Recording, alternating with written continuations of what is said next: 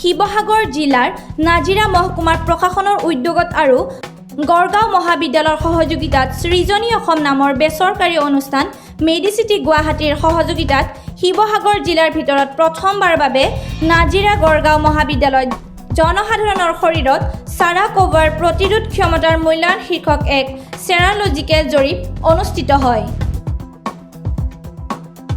এই জৰীপত নাজিৰাৰ বিভিন্ন অঞ্চলৰ কৰোনা মহামাৰীৰ সময়ত নিজৰ জীৱনক তুচ্ছ জ্ঞান কৰা আৰক্ষী প্ৰশাসনিক বিষয়া, চিকিৎসা সেৱাৰ লগত জড়িত ব্যক্তি, সাফাই কৰ্মী, সংবাদকৰ্মীৰ লগতে সাধাৰণ জনসাধাৰণকে ধৰি ৩০০ৰো অধিক ব্যক্তিয়ে অংশগ্ৰহণ কৰে।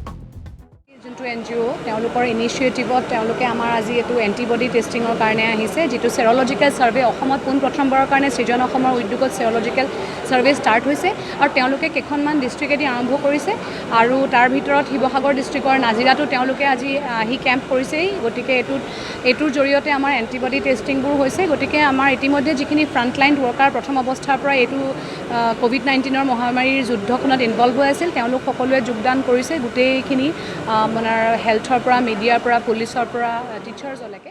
উক্ত অনুষ্ঠানত নাজিৰা মহকুমাধিপতি সম্প্ৰীতি গোস্বামীৰ লগতে গড়গাঁও মহাবিদ্যালয়ৰ অধ্যক্ষ তথা বিশিষ্ট লেখক চিন্তাবিদ ডক্টৰ সব্যসাচী মহন্ত উপস্থিত থাকে। কেমেৰা পাৰ্চন আমিনুৰ ৰহমানৰ সহযোগত আশৰুফ ৰহমান ৰিপৰ্ট 7 is now।